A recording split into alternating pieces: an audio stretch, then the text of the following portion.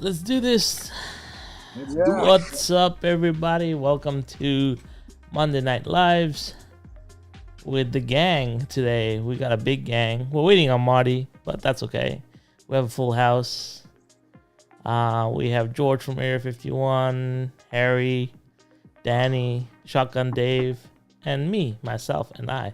And we're waiting on Marty, obviously. So, What's up, everybody? Yeah. Howdy.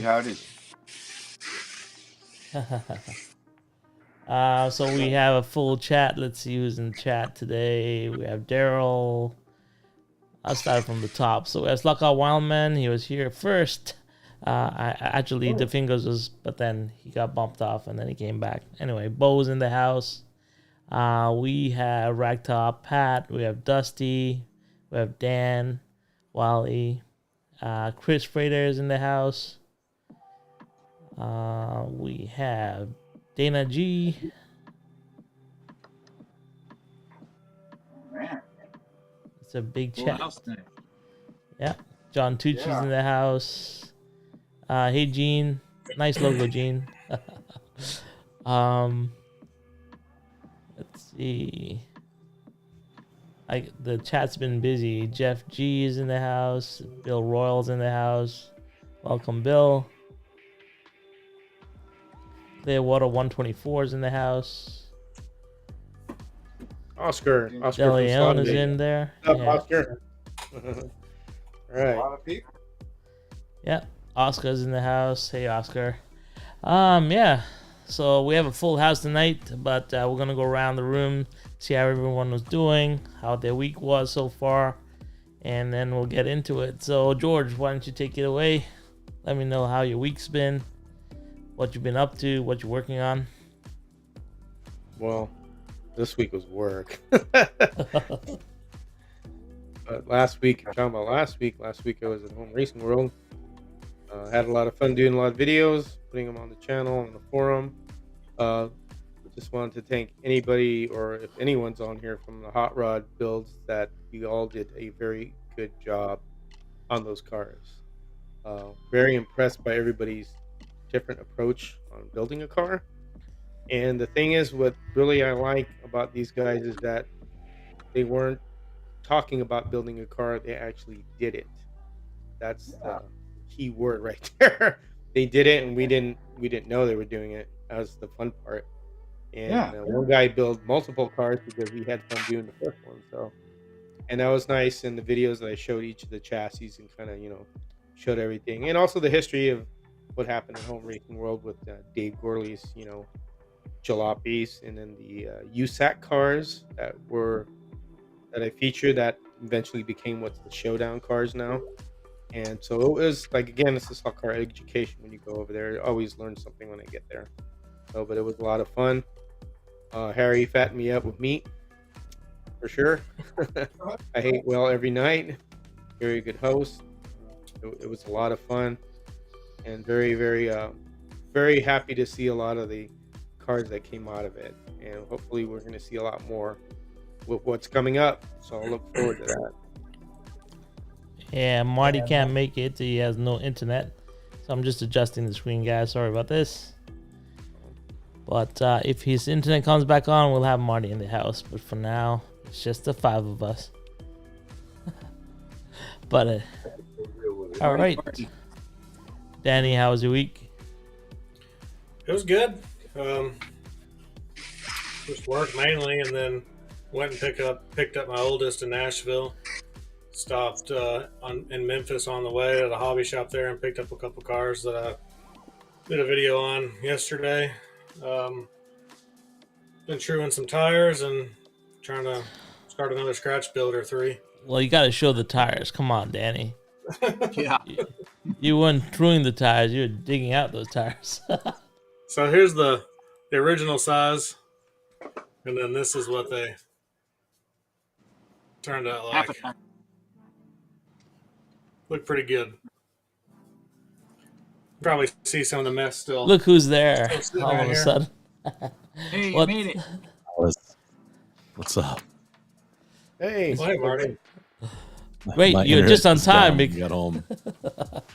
and it just came back up.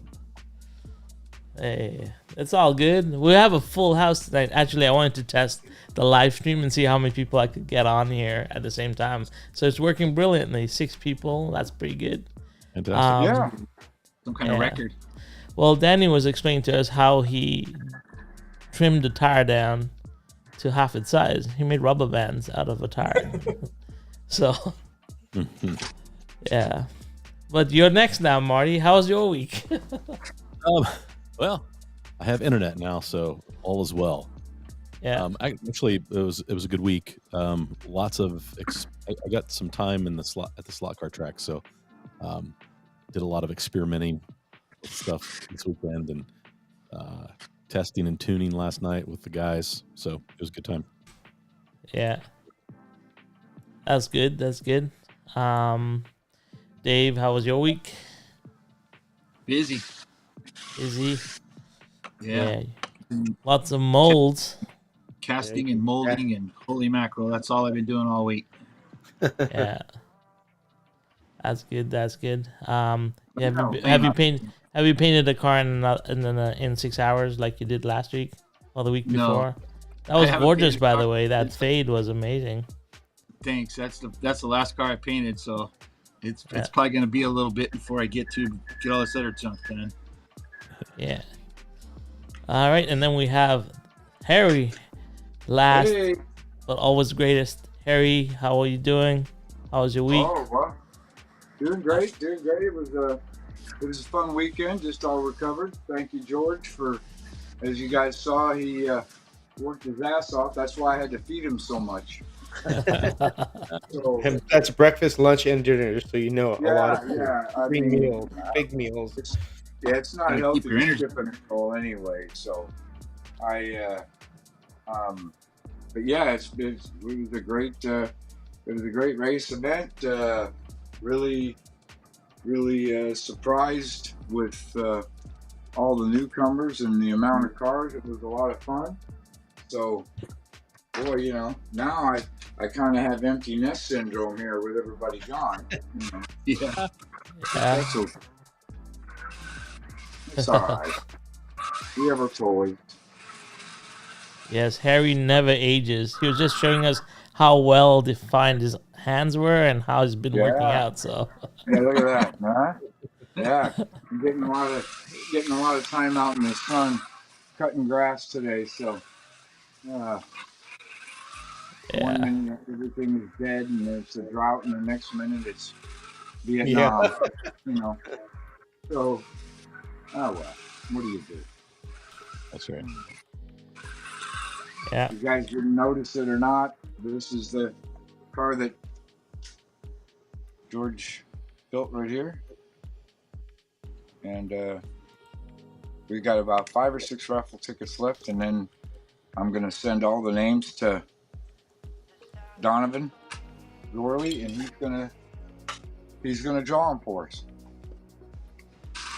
That's his job. Yep. He's ready to do it. Yeah. He's been doing raffles for us for a long time, so he's a good little man. yeah. So what are you doing, Raul? What are you up to? I don't know. There's a lot of things I'm up to right now. But first, I want to do a shout out to Pete from Track Fans TV. He did the coverage of the 6-hour WC race yesterday.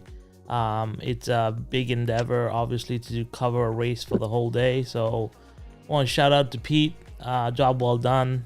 And thank you for that, because it really helps us when we see like racing from across the pond and endurance racing as well. It was pretty cool. And it was digital racing too, which is like one of my favorites. So definitely something nice to watch. And Slot Car Racing was there, and he's one of my he's one of the first YouTubers I ever watched on slot cars. So it was great to shout out to Pete. Job well done. Do that. So other than that, like myself, I'm buried in MDF right now. So I'm building. I finished building 2 grandstands already. I'm hoping to get all my grandstands built this week, and bodies primed. So all my white bodies primed this week. So that's my week ahead. But yeah, that's about it. That's what I've been up to. Yeah, that's about it. That's enough. Yeah. Well, yeah, it's good to. I like assigning myself tasks for every week. It helps me stay motivated, and yeah, so I'm really excited for that. But you guys are doing crazy cool stuff with these customs. I can't wait to build. Actually, we are building a custom ourselves. We're taking a Warhammer tank and making it into a slot car right now. There you go. So, but it's nothing. There's no brass chassis or anything. We're trying to repurpose Lego chassis into that tank right now. So we're busy with that. It was a request that we got on the Friday live stream, and we're working on it. It's a repulsor tank, so it floats. So it should look pretty cool driving around on the track. It's not gonna go fast or anything, but we'll see. Something that we want to do. So Sounds cool. yeah, we'll let you know how that goes. I'll probably reach out to George and say, George, help. Oh yeah, so Yeah, he will. yeah, before we get started, I said this last week. I want to thank George very much for taking the time to sit down and troubleshoot with me that night, and for everything so far. And Harry, once again, thank you for putting on such a amazing event. It's the first time I've actually watched it. So George, great coverage. For myself, it was I thought I didn't think I would have interest because I'm not a scratch builder. I'm very new to that world, but I was fascinated. It was incredible, and I think Danny's building a truck, and I got envy, but cool. Hopefully one day I'll build a truck too. Yeah. I think, like George said, scratch building and custom building is, it's just the longer you're in this hobby, it will be inevitable, because the longer you're in it and you want a certain car or a truck or something, and they're just not going to make it. I can tell you, they're not going to make it, and you're going to have to build it yourself, and hence the scratch building. That doesn't always mean brass and wire and solder, because we have plenty of plastic and 3D chassis out there. But the scratch building, the creating your own car is it's in your future. It's going to happen. And I think that 3D has a lot to do with the scratch building future for a lot of people. We do the brass and the steel and the solder, and I guess if you want to call it old school, but I'm sure very grateful, pleased, however you want to say it, that the 3D has advanced as much as it has, because it's just going to allow people more creativity to build their own stuff, So just like what Danny and what David's doing right now with the Chaparral, I mean, that's the future of the hobby. It isn't waiting for a company in the UK to make a 32 Ford, because that's not going to happen ever. I mean, it's just they're not going to do this. No. And we're going to have to do it ourselves. And that's where 3D printing and everybody that's smart on CAD designs and stuff. Well, as you guys already know, Thingiverse is just blown up with everything. So there's almost nothing you can't print. Yeah, on 100%. I mean, your other hobbies like Warhammer and a lot of the other the board gaming, Dungeons and Dragons, and I mean, I know several people at my one-to-one job. I mean, the 3D printing has changed the whole face of their hobby. You know? Yeah, like I had Adrian over the other day on the channel, and he just did 200 orders this month, 3D print. So it's growing like leaps and bounds. So yeah, 100%. 3D printing is the future. For any kind of customization in the hobby world, whatever the hobby world is, I think it is the future. So if it can be printed, I mean, you know, my son does a little bit of the small game figures like our electric football that we do. And they're pretty small guys or whatever, but they make different poses, different this, different that. And guys are just 3D printing all these figures like crazy and painting them. And like you said, you know, these guys that are doing it, people are just starving for it, you know? So it's good to see. Yeah. Really good to see. Yeah. So George, I'm gonna let you take it away. I'm gonna let you tell us about your experience with the whole event, start finish. How was the tech while you're covering? I'm becoming a little bit of a tech channel, so want to know about the tech you took, how it worked, what you think you can do better next year. Yeah, let's talk about it. Well, so it's about 800 miles, 850 miles from here to Missouri. So it's about a 12-hour drive. So I was able to do like 2 stops, you know, fuel, bathroom, and then jump on the road. I had a small cooler that GThe had made a few sandwiches. I usually like to travel light and fast. But when I got there, you know, there was a huge ass steak waiting for me. My God. Actually, pork steak is what it was big and really tender. That's right.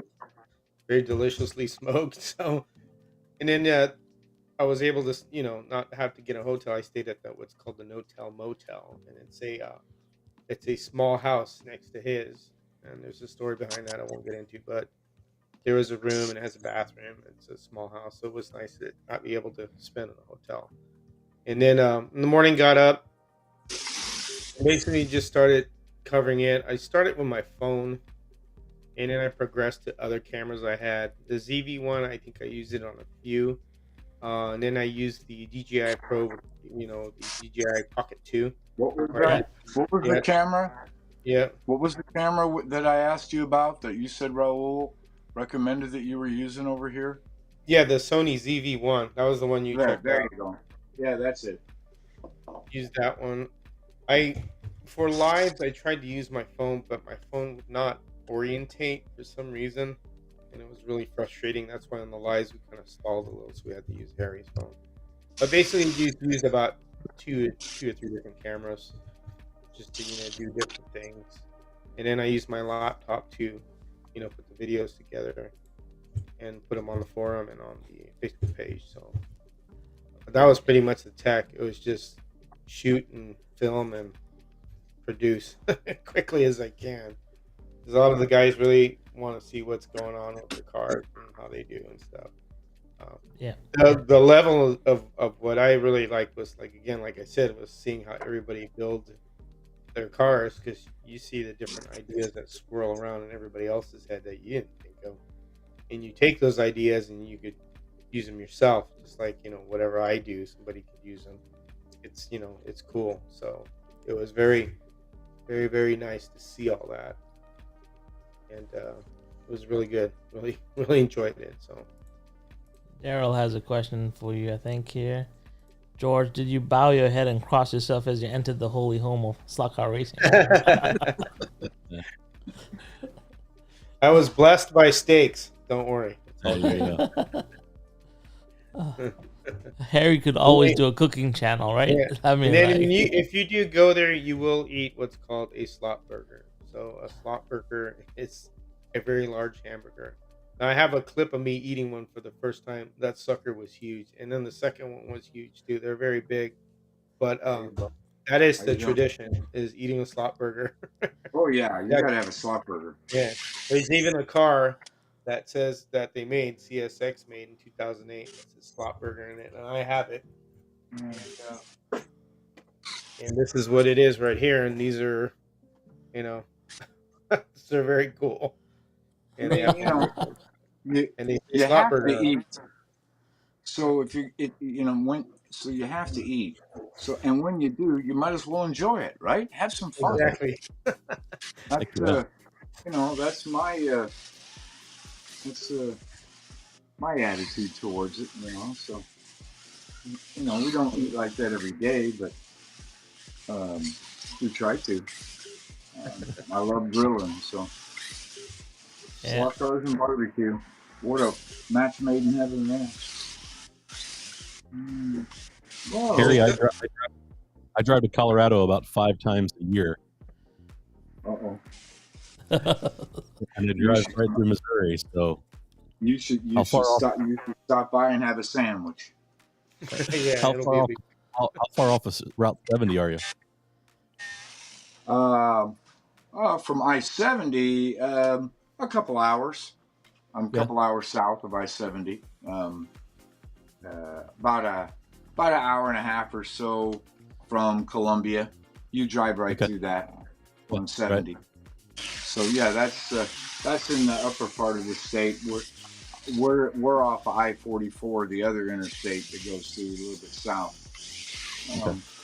But if you ever feel like a diversion, why, you're more than welcome.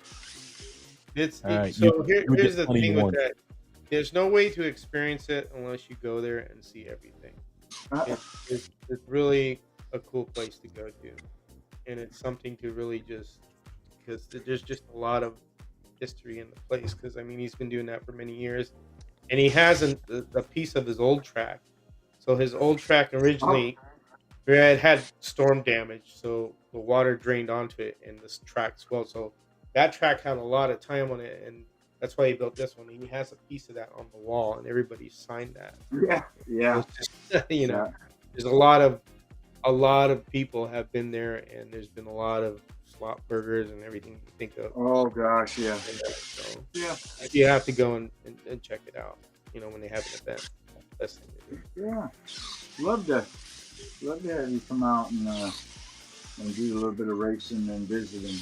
We do more BSing really than we do anything. The slot cars are just an excuse to get together and have fun, you know. Because you got to tell your wife something. Why are you driving 6 hours? Just for a sandwich? No, I'm gonna we're slot racing. So, that's And the thing is, the amount of character. Now, when I went on Labor Day, I met quite a few characters, and they were hilarious.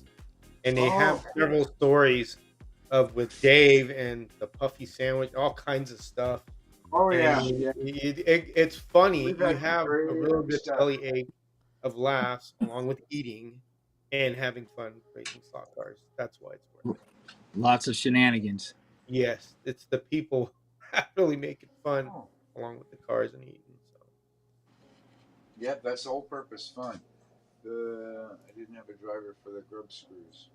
Oh, Yeah. the 09 grub screws. Yeah. We're it's soccer corner, and a lot of people carry those wrenches. They're tough to find. I just order them, and when they wear out, I just pick them and get more. Yeah. So we got Danny and we got Shotgun Dave. So, well, let's go to Shotgun Dave first, right? So George gave me the 2 a.m. tour of Harry's facility, and Shotgun Dave. One, you're just amazing, because I've seen some of your work on Dave Kennedy's channel, and then I saw all of your work in Harry's channel, and you've been doing this for an amazingly long time. And that's before there were any parts, so he I made know. his own stuff. That's the thing. Yeah. That's the kicker. Now we're lucky because we have parts. They didn't have So- anything back then. So one, I want to say, like, it's amazing that I can actually have a conversation with you, because you're like different level altogether. Like I was like blown away. And it's amazing, like I said to George that night, that the amount of depth that we have, even just in the slot vendors community and the community in general, that the layers that you peel off on the slot car world are just so deep, and the history you have is just amazing. So I wanted to say, like, I was blown away. I'm blown away by everything you've done. I love the on your car. I love the internal detail in like your upholstery and stuff. This thing is just next level, and I just wanted to say, like, yeah, blown away, Dave. Thank you so much, man. You bring a lot. You bring a lot to this community. Thank you so much. I appreciate it. I don't look at myself that way. The accolades or whatever you want to call them, it's hard for me to absorb that because it's just something I've done, most of my life, really. When I was a kid, I built models, and it's just kind of a progression from there. And these cars are just moving models to me, and that's how I treat them. So Yep. The detailing and all that that's George and I just had this discussion the other day. We were talking. I said that for me, this is the slot car hobby. You guys are the experts on these ready to run cars and all that stuff, and I love them. Don't get me wrong, I do. I love to throw them on a track and go, but this is where the hobby is for me, is building these cars, and that's why I spend all this time making these dumb molds to make cars that don't exist, so I can have them, because nobody's gonna make them for me. So I just got to do it, and my biggest thing is I'm hoping that it rubs off, and obviously from the event that we just had at HRW, it's definitely rubbing off on people. They're building stuff. My God, 20, how many cars, George? 20? 26. I forget hot rods. Yeah, it was a lot. It was a lot. It was like so many, you couldn't even count them, right? So, yeah, that's what I want to tell everybody out there. Thank you for participating, for doing this, because Harry, this is no small feat, and he doesn't do it by himself either. He's got the Georges of the world to help him, and Thanks, Scott. it's it's none of us have deep pockets, so again, this is no small feat to put these races on and come up with food and swag to give everybody when the race is over and all that stuff. And for everybody to participate the way they did is the biggest thank you could possibly give, is to actually stop. Don't squeak and whine about, there's no bodies available. Baloney. There's plenty of stuff available out there. Get building and send the damn thing in, pardon my French, to the race, and let's see what you're doing. And that is the biggest thank you could possibly give.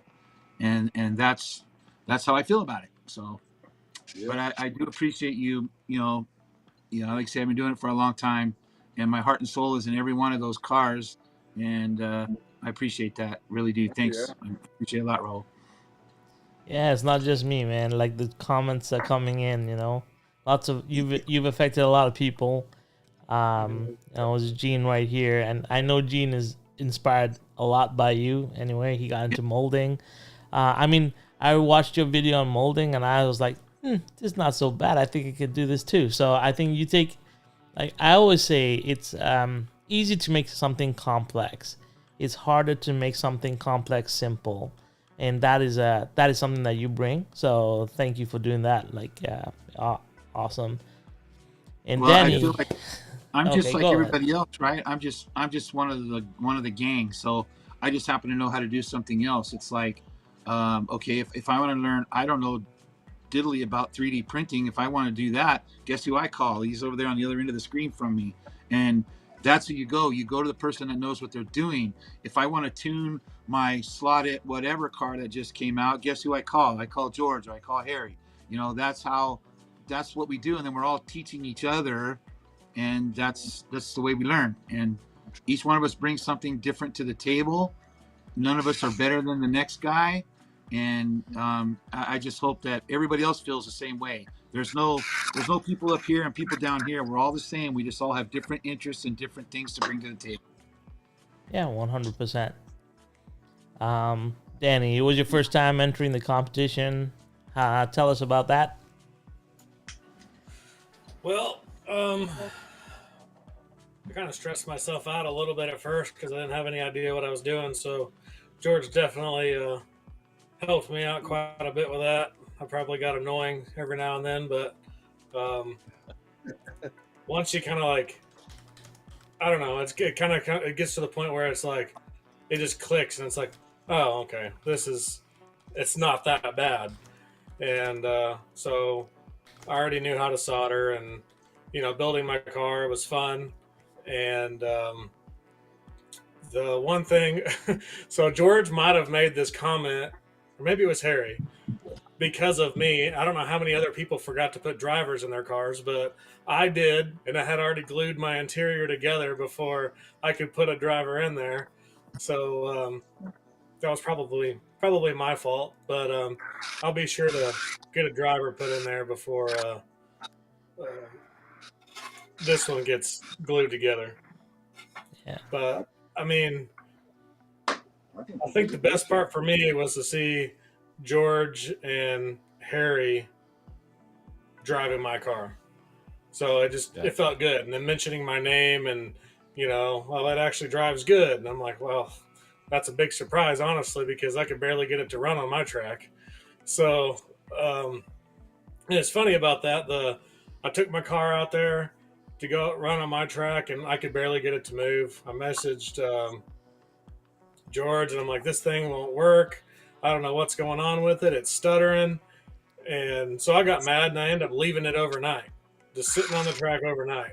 I come back out the next day, started running the car, and it ran fine ever since. Didn't have any other issues. I have no idea what happened overnight, but it just started to work. So my aliens came over and took care of it. No. That's it.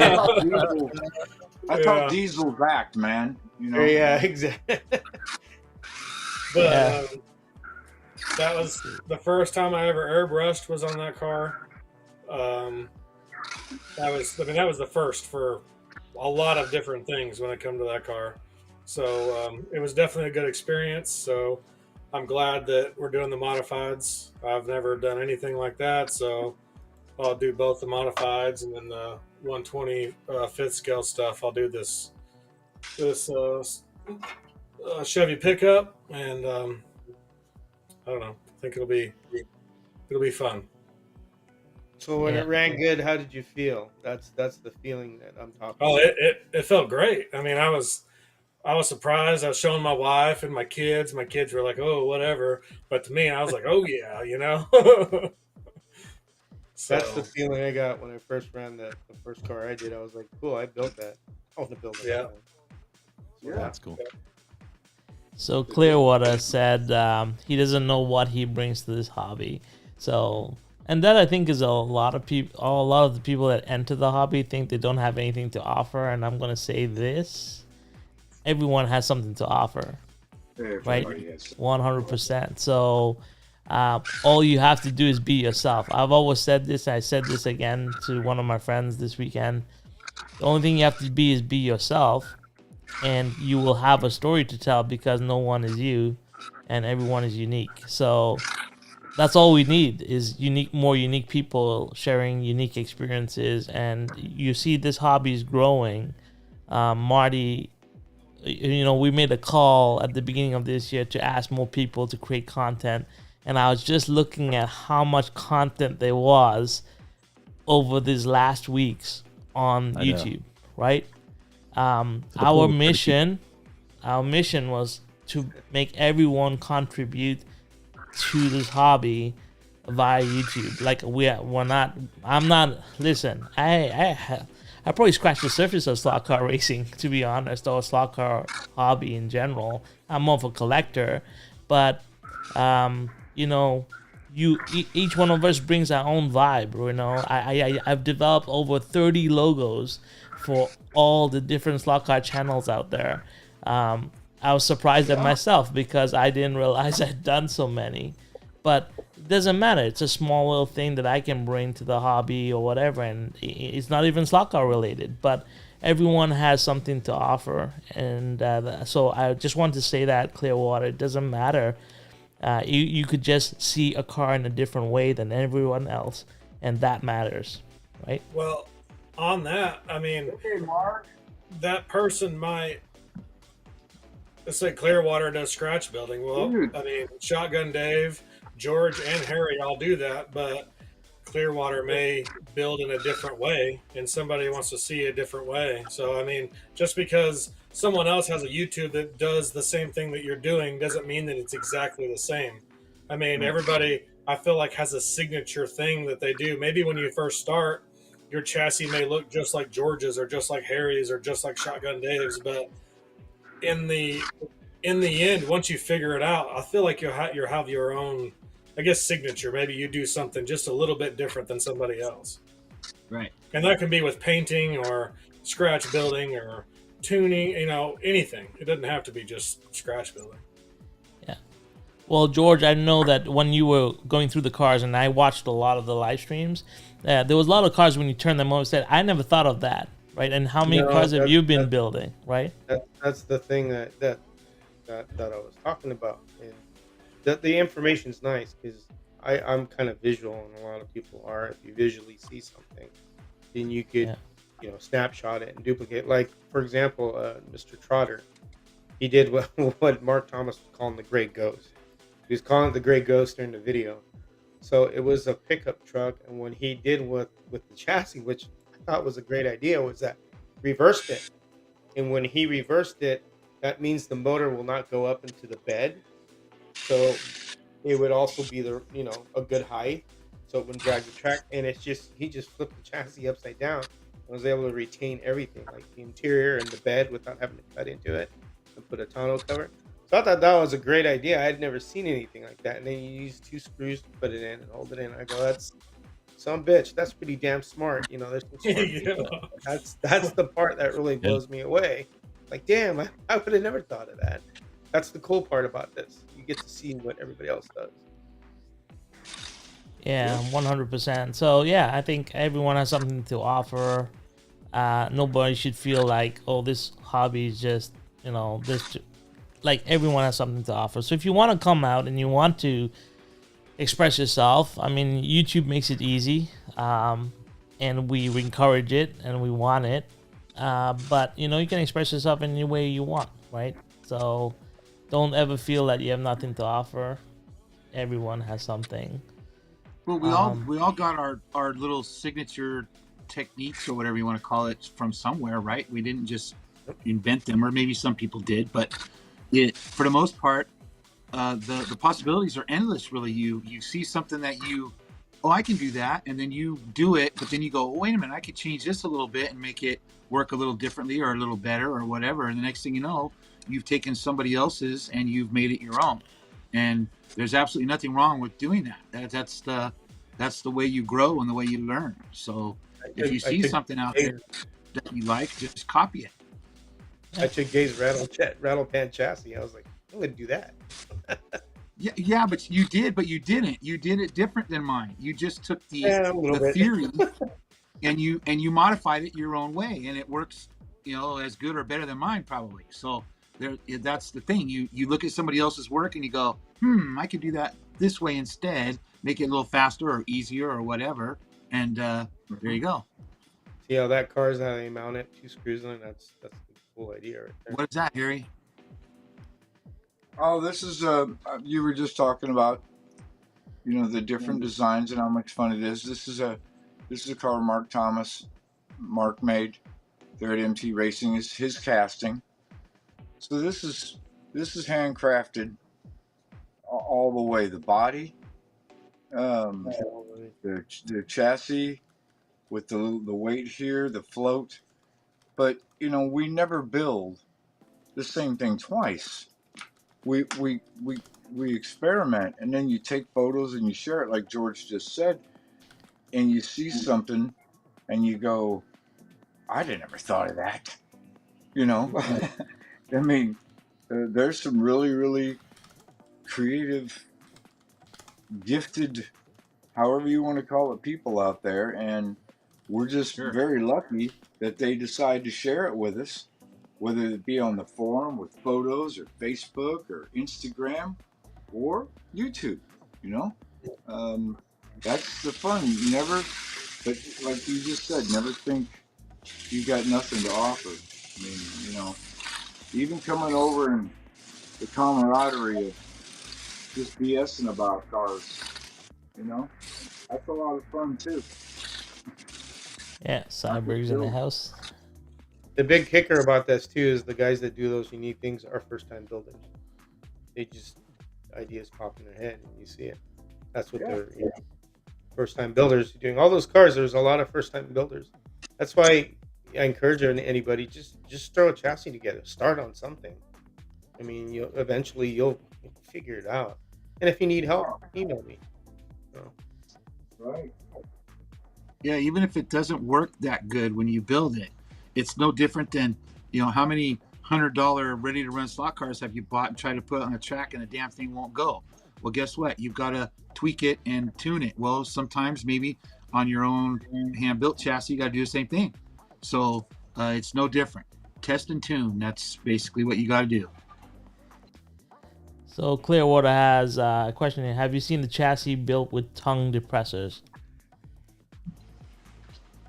I have seen a guy. There's another guy here on the internet. He's an older fella, lives in Michigan, I think.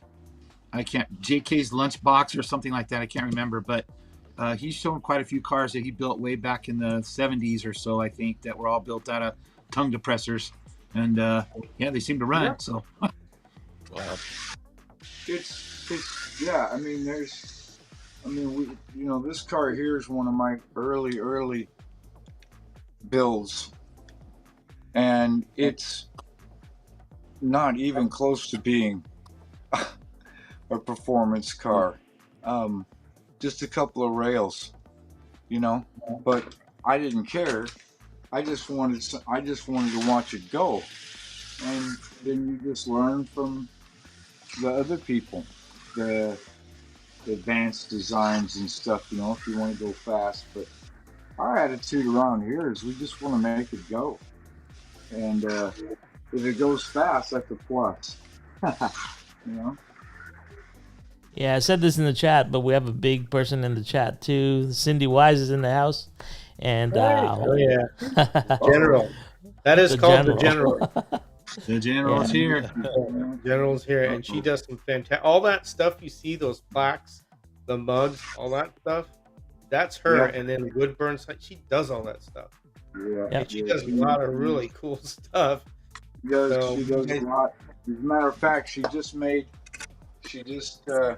this is the logo that Raul made. Yeah. Right there, that he made for me, and she was playing around and made a coffee cup for the upcoming Labor Day shootout. So, but yeah, thank you, Raul, and thank you, my General, there for making it. But she really enjoys doing that craft stuff. Yeah, I think if I visit Harry, I have to spend enough time with Cindy too, because she does everything I like to do too. So it's like a double whammy when I go down there. It's like I can play with slot cars and I can go mess around with the laser cutter and and have fun with Cindy. Like, so it'll be pretty cool. Yeah. She likes the craft stuff and making the things, and now she's got the little laser, the X-Tool laser that she's messing with, and she's got the 3D printer printing at the same time. It's like, man, it's like, you know, like Willy Wonka up there just with, you know, with toys. It's just crazy. Yeah. Let's see. Yeah, so I know that you guys have something coming up, George. So I know we're talking about like what's coming up with the next build. You and Harry, you can talk about what's coming up. What are the specifications? You know, just go through all the rule sets and everything, just so people are aware when the submissions have to go in and stuff. Take it away. You go ahead, Harry. I'll let you get that one. So we're going to do a street theme. Again, we're going to stick with street cars, kind of the street nats type theme. This is just one example. just build a streetcar. You can build it like the box art. You can make a more hot rod out of it if you want to. We've got the video up there and all the rules. But if you got a cool model kit, something that you want to build, it just kind of falls in with the theme of what we just did. I'm just advancing the years. Got a 50-year time span, so yeah, you'll be able to find something, I think. So If you can't find something in over 50 years, yeah, I mean, so Exactly, Marty. Exactly. but there's a huge selection out there, and remember too that you can use a H&R type chassis if you're not comfortable soldering and designing your own. That's why we allow that chassis, so that you can get your feet wet by just building a model and making a slot car out of it. So you don't have to custom build the chassis. You can use a pre-made chassis. So Is it He's trying to get a chassis to show you. Those are the ones you could pick up from Professor Motor and stuff. Yeah, I'm going up. Let me find it, yeah. So for 132nd, well, of course, it's the Showdown. There's the modifieds, and then there's the Showdown car. And there are 132nd kits available. There's 3 from Atlantis that you could use if you want to get a plastic model instead of finding a resin one. That's the Camaro Z28, 80 style, and then there's the early 70s Trans Am, and then there's the early 70s Nova. So you could hog out the wheel wells on those. That's basically a dirt car, as this hogged out wheel wells and protrude out on metal. Just Google it, and like Harry always says, common sense is your guide. Google up, dirt cars, and you'll see what we're talking about. There's the H&R. This is a typical, just a model kit. That's what this chassis was designed for. Was hard body racing, and it's just bolted to the actual interior of the car. But so you don't have to build your own chassis. You can modify. You can modify an H&R chassis if you want. And how well and they run just fine. Remember too that, as we said in the show there, with these hot rods and everything, this isn't like any other proxy. It isn't performance based. It's modeling based. So it doesn't really matter how fast it goes if you win. That's not the point of this particular race. I know it is for a lot of people, but it's more about presentation, the modeling. Kind of like what you saw Chuck and Dave build. I mean, the seat cover on that car. Give me a break. Yeah, that was pretty cool. That thing was just awesome. And then the Chain of Fools, Scott Marble there with a tow truck. I mean, it's all about presentation. They weren't the fastest cars, but they were fun. And the whole point was to build it and, and to get your feet wet modeling. So hopefully we see more of you. I hope. Now, Harry, I have a question. I see a lot of American muscle. What about foreign cars? Like not for this event. Okay. I just I guess it's just me. I just like the American iron, so we're just going to stick with that theme. Okay. Just kind of like I think what really spurred me on was kind of the thing that George and Matt did, the little American Graffiti, the little mini shootout that they had together, and I thought, what a great theme that would be. Is just your good old fashioned cruise night using hard body American cars. So that's what we're sticking with. There's a lot of movies out there too that, like you said, American Graffiti.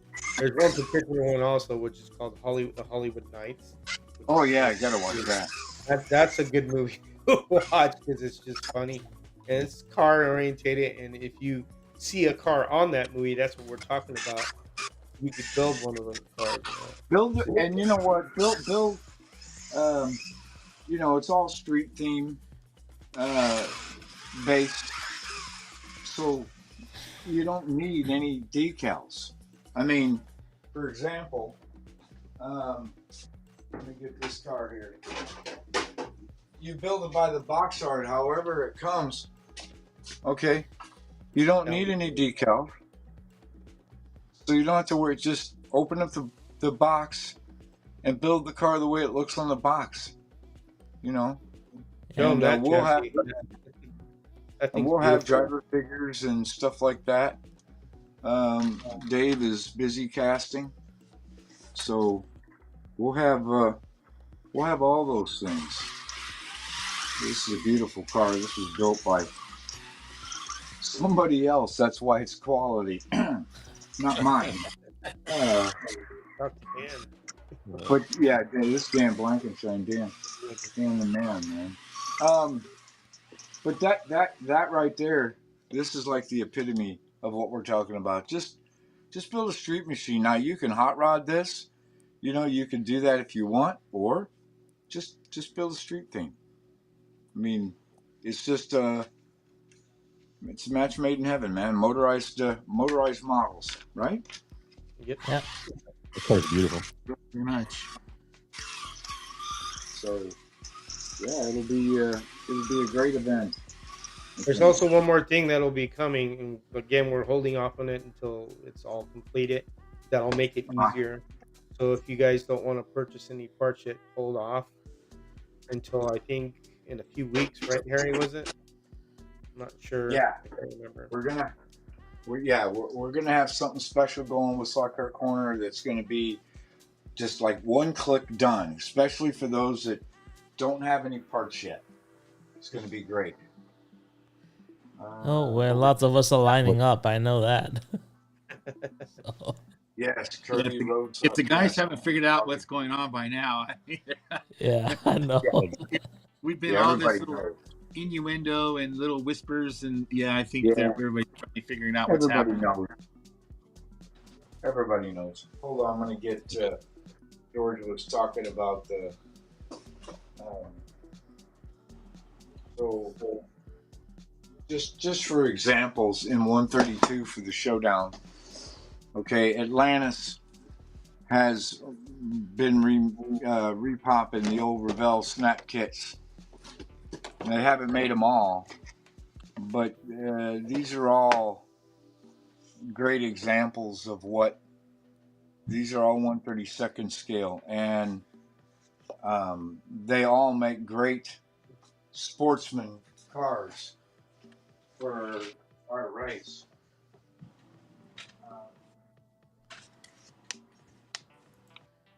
I'll be right there. The questions are starting to come in. What are they? Let's see. Will the one-click also include required tools as well as parts? I don't think so. I think everyone needs to get their own tools. This is just for the parts. The tools aren't really that heavy. If you have a soldering iron, and the Slot Car Corner doesn't have the soldering irons, but they do have the block that you build it and the pins. You get a soldering iron, solder, flux, you're on your way. You don't have to equip yourself like you're going into combat. All you're doing is equipping yourself to start something, and then later on, as you progress, you do buy more tools and stuff. Obviously, we jump into the deep end. I'm going to make a video about that. I'm going to go over that a little bit. So, just the basic tools. So, I mean, soldering irons. You can buy a soldering iron cheap, pretty much anywhere. Walmart, Radio Shack, which we do still have a Radio Shack in town. What? Hobby Lobby, I'm pretty sure. Wow, we still got a Radio Shack, and then we use that this weekend. And then Amazon is a great place. I have an Xtronics that I got from Amazon. I think it might have been $50 or $60. So I mean that's a little bit pricier compared to getting one for $10-15. Hold on a second, Danny. Let me ask you. You could answer this because you're a first-time builder. What did you start out with? The soldering iron. What did you start out with? You tell everybody because you've already built some. What did I start out with as far as Tools. Building your chassis, yeah, with tools. So I have right here is this is a Weller. I've had this for a really long time. It doesn't have to be this Weller. This one's actually expensive, but I've had it. So that, and then I've got this. I got this off Amazon. This is a Kester 44. It's 6337, and it's 31,000 solder wire. And then I know George recommends a different flux, but this is what I had. This is Alpha liquid soldering flux for non-electrical applications. Works. All that liquid flux works good. Yeah, it worked just fine. And then as far as the blocks, I bought one from Slot Car Corner, which I have this one. I think we measured this last live. I've got this one from Slot Car Corner, and then I have the one from Amazon, which is a little bit smaller. This is pretty good for 132, and then I use the bigger one for 124th, 125th. Those blocks are also good to use to mount bodies, the small ones for 125th scale. So if you plant the chassis on there, you could pin the chassis, set the body on there, and then you put your sides on there so it doesn't move. You can also pin the body, and you can put them that way for temporarily pick them up. And then you just a note here on soldering irons, just in case you didn't know. You don't have to spend hundreds and hundreds of dollars on these high-end irons. You can get these on Amazon. This box is even faded. It's just a spare. I can't even tell you how many chassis we've built with this simple iron. And the reason why it's such a good little iron is this part right here, the adjustable heat. This is just like the adjustable voltage on a slot car track. It's priceless. This little knob right here helps you control the heat so you don't overheat the solder and everything. And with the Weller station, if the iron goes bad for whatever reason, you can go to Walmart and get another iron and plug it right into the site.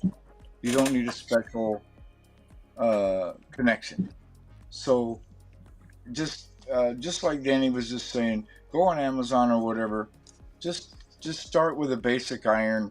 You don't need to get the $200 Ungers and everything else that some people will tell you. You don't need to do that to start soldering.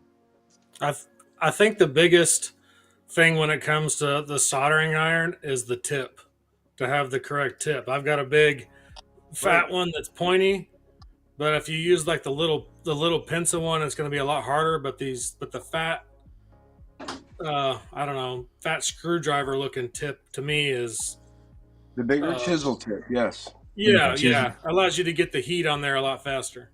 That's right. Disperse it more on the brass. But you have to be patient. A lot of guys don't get patient with the heat on there because then they want it to instantly heat up. It takes a little time.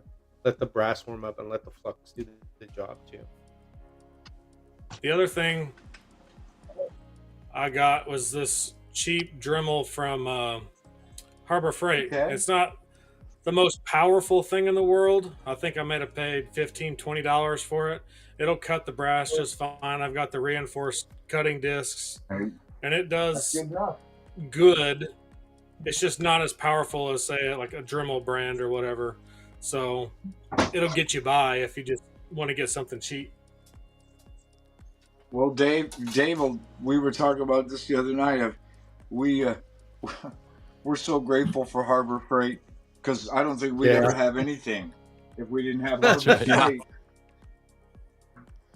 Yeah, I've got a lot of my stuff from either Harbor Freight or even like the antique stores or whatever you go and, somebody's put a bunch of tools and stuff in there. So I found a nice Dremel and all kinds of different tools that I got pretty cheap and they work just fine. So going to a secondhand place or even the pawn shops, you can find cheap tools at a pawn shop too. So don't think that you've got to go out and buy brand new stuff either. I mean, you're building a stock car. You're not building a spacecraft or a freaking that's it. $100,000 race car. We're building slot cars, so it's not like we That's need right. crazy tools.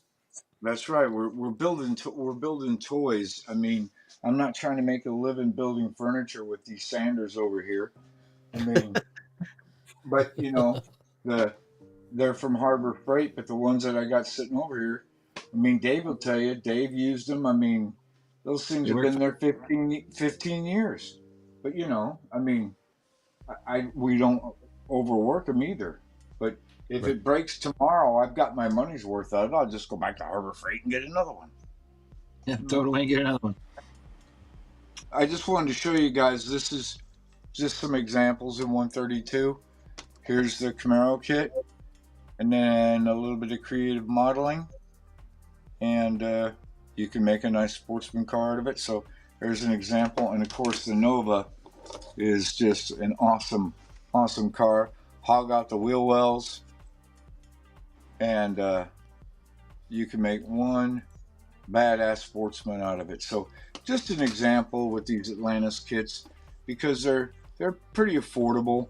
So you can never have enough Novas and Camaros and Firebirds. You know, another good thing is, you know, just scour eBay and places like that for old model kits, because these when I mean old, I mean like old built model kits, old glue bombs from God knows how long ago. Because like a sportsman car, you don't need the glass. You got to take it out anyways. Throw the glass away. You're going to cut half of the car away. So why start with a $40 model kit if you can find a $5 used toy car somewhere and cut it up? It's, you know, there's a lot of them out there too. And those Atlantis kits from Hobby Link, they're under $20. They're like 17, 18 bucks. So they're cheap. Yeah. That's a deal. So you don't have to spend a lot on the body. What's coming up, you're set. No. And then I'll do, like I said, I'll do a video with tools to kind of explain what you really need to start out with. We've got so many people out there helping. George and Dave and Danny.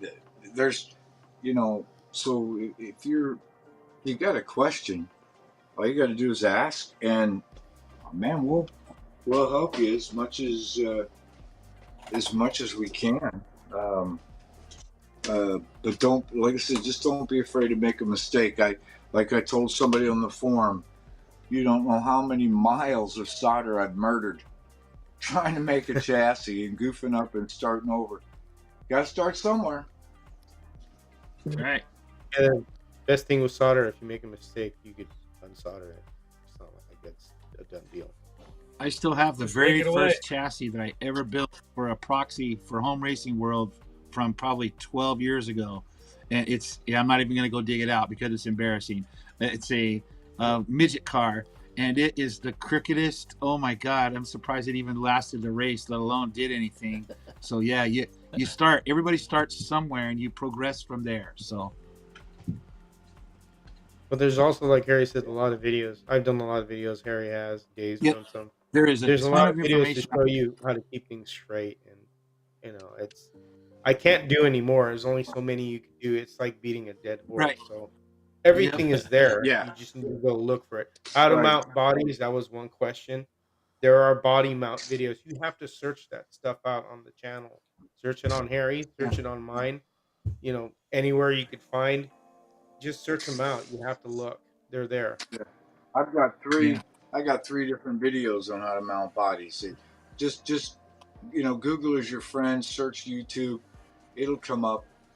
There's just different body mount styles. Just research it. But we've got plenty of the videos out there. And we've said it 100 times too. If you're even remotely interested in this, and obviously everybody is because they're here in the chat or they're here watching us, go to Home Racing World right now and sign up if you don't belong. Every single thing we're talking about here is available right there, and it is easily searchable, and it's all available. So it's there forever. If you can't find out how to mount a body or which wheel do I need or any of that stuff, you're not looking hard enough, because it's right there, every bit of it. Yep. Yeah. As far as the Predator motor, they're asking the question, Pat, asking about the die-cast body. I mean, it'll pull it. It's just I mean, die-cast bodies, they are heavy, so you're not going to get very good performance out of a die-cast. I mean, Yeah, we've all tried move die-cast it cars. around it'll move it around the track, yeah. Until you get to the corner and it rolls over like a turtle every time because it's so heavy. Right, yeah. I mean, yeah, we've done some of the die-cast stuff. There you go. In HO scale, but yeah, it's. There you go. Cindy Wise says, "I've scratch built a chassis so anyone can." That's right. Go. She has. Oh yeah, right. Hey, you know what? Hold on. Hey, George. Yeah. Hold on. Okay. So real quick, so Frank, we did a live chassis build, and his car went there, and you guys saw how it went. It went really good. So yeah, first time builder. You can't. There's evidence of everything. So there's no bullshit involved. You can do it. You just gotta get to it. This is sitting over here. It's got dust and dirt on it. This is from the old Barn Find series. Remember this, Dave? Absolutely. So this is one of your castings, and she's a big Pepsi fan. So she sanded it, she painted it, put the decals, and we sat right here, and she made a chassis. Yep. So, and yes, that's a playing card for an interior. We spared no expense here at HRW. We were just talking about this. You have 52 tries in the deck, so right. If you screw it up, do it again. Right. I don't. These are right here in the drawer. I don't keep them here so I can play pinochle. These are so I can build slot cars. Yeah. Right. Exactly. Yeah. It's just I'm doing a series right now on the modified build. George has just finished up a bunch of videos on all the different builds. Just sit down and grab a favorite beverage and kick back, and man, there's just so much to take in out there. And then you just got to get the soldering iron hot. Well, I said this to my daughter the other day, and I'm going to say it again. If you want to learn anything, there's no reason in today's world that you can't do it.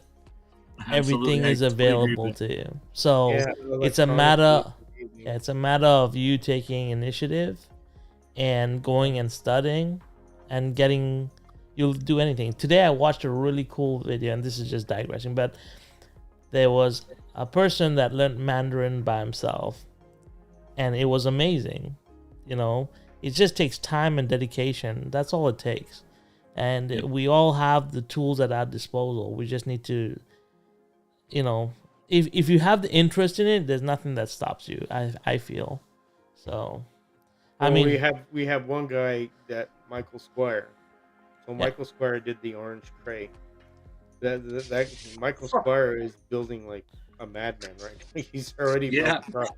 So I mean, that's what happens. You do one, and it's like, well, I got to do another one, and that's what the rabbit hole entails. Just keep going. Yeah. So, all right. So you guys have that. Is that no? You sent me. There's 2 events coming up, right? For Home Racing World, you have the street build, and then what else do you have coming up after that? There's next year's. It'll be the same event. So the 125th scale is the Nats, which is the street theme, and then within that is the Showdown, which has always been there, which is the Showdown cars that Harry just showed, and modified. If you could show a modified here in one of Strange Brew's, so Strange Brew has been doing modifieds for a long time. He's really good at it, and they're basically just exactly what those are, just old modified dirt cars, and they're 132nd scale. And you can actually make a body out of Plastistrut if you want to make a square type body. That's very much possible too. Mount it. Yeah. So there'll be three classes. There'll be the 132nd scale Strange Brew modifieds. There's going to be the 1/32nd scale Sportsman, and then there's going to be the 1/25th scale Street Machine. So just like this past event, there'll be I'm working on mine. That looks nice. That looks cool. Yeah. So I need that, Dave. It'll be fun. What's that? It'll be fun. What's that, Danny? I said I need that. Yeah. I got a whole box of bodies over here. So if anybody needs Oh, a yeah. 37 board to chop up, we've got them. Yeah. Oh yeah. I got a white kit that I'm working on, so we'll see how it goes. Let me get a white kit done. I'm more interested in painting. I just want to see if I can paint the car. Right now, that's You like gotta my start main somewhere. focus. Yeah. So I'm excited about that. Raul, I'm a little confused on how you think that you can't paint a car when you can I paint know. those I know. little figures. I mean, you paint those little models, Like, dude. it That's doesn't kind of make like it a make cop sense. out there when you're saying that shit. Come But on. figures You are paint I- okay. people that are So- this big and they look like they're alive, but he says he can't. Yeah, I know. Yeah, you guys, you don't understand how daunting a flat piece of plastic is to paint. We feel the same way about figures. For me, Raul. models are easy. It's like got so much texture and so much like I can see paint on the model. With a car, when I look at a flat piece of plastic, I don't see the paint. I don't know how to explain it, but when I pick up a model, when I look at a model, I can already see the highlights, the shadows, the textures, everything. I just pick it up and look at it because after painting so many, it's so easy, right? And I'm pretty sure like when you pick up a car, Dave, you can see what the paint, how the paint's gonna sit on it, right? It's Yeah, not really. It's not like I'm not appreciate it. afraid of putting paint on a model. That's not what I'm saying here. What I'm saying is I don't know how the paint's gonna react, like when I put it on. It's a very different feeling. It's like I don't paint tanks, right? Like my friends are really good at painting tanks. Doesn't mean that I can't pick up a paintbrush or an airbrush and paint a tank. It's I'm very particular. I like cars a lot, so I want to make sure that my paint is smooth. It's got good finish. Like those are important things to me, right? Yeah, it's not that I'm afraid to put paint to a model. That's not the concern here. I think it's easy to put paint to a model, but you know that's because I've done so many. Right? So you got Well- a first-time builder here who sent something in. Tad sent in that Atlantis Trans Am, and he did a good job on that car. And then he sent in that green pickup. It was the green pickup with the brass fenders. So Yeah, there's a Tad. first-time builder right there. He sent 2 cars in. So I Right. mean, you just got to go do it. And he did. These guys that are doing this for the first time are very impressive. Yeah. No, I'm not saying I'm not gonna do it. I'm gonna do it. I have 4 white bodies. I have enough white bodies to wreck, so I'll be fine. Practice. And also, my first complete paint job is not a simple one. I didn't pick a simple theme, right? I'm challenging myself for that the white kit that I'm planning to do with the Legends white kit. Like what I'm planning to do to it is not normal. It's not just it's not just a spray of paint on there. It's actually going to have like texture to it. It's going to have like weathering to it. It has a lot going on. I've just started crushing my own weathering powder for this build, right? So I crush my own weathering powder. I don't buy weathering powder. I make my own weathering powder out of pastels. You know, I crush pastels and I make my own powders. So like just understanding like what powder is going to go on there, what kind of burns I want, how I'm going to do the titanium tips, all that stuff. Like that's what I'm trying to say. It's like I'm not just looking at putting paint on a model, right? I'm looking at the story I'm telling with this model, right? Right. There's a story behind this model that I want to bring to life. And I think that's what I'm saying about my confidence to do that. That's what I'm worried about. That's all. Not putting paint on a model. But When I you're- have, When you get passionate about it, it's not that hard. yeah. Yeah, so like for myself, it's just a process of understanding how I'm going to paint this thing. So that's why those test models are so good for me. Those test white bodies, because Jordan, in my model, there's going to be candy apple red. There's going to be color shift paint on it. There's going to be specific decaling. There's going to be riveting. There's going to be oil streaks. There's going to be titanium jets. Like there's so many things on this model that you don't understand. Like all these small details that I'm going to be picking out of this car. It's in my head, right? So it's not just two colors. It's not a fade. It's not a simple thing anymore. It's like complicated, right? There's so many clear coats going down on this thing. Because after I finish the first hit of color, I have to put a clear coat. And I don't even know how the clear coat's going to react, right? But there's so many layers. There's going to be probably about 15 to 20 layers of paint coming up on this car, right? And that's not like I'm not talking about just layers of one color. I'm talking about 15 different paints coming up, and how many layers it takes for those paints to cure, I have no idea. But that's what I'm trying to say when I think about paint. Even when I take a model, like I have models, like I have figures that have almost 100 coats of paint on them, right? So they're all fine details all the way up, right? But even painting like that takes time and effort, and you need to really understand. You need to understand what you're trying to accomplish before you even put the first swipe of a paintbrush on that model, and that's what I'm trying to get. And that's what I'm saying that I'm struggling with right now. That's not. It's not about airbrushing. That's the easy part. Yeah. So Raul, baby steps, maybe. Yeah, baby steps.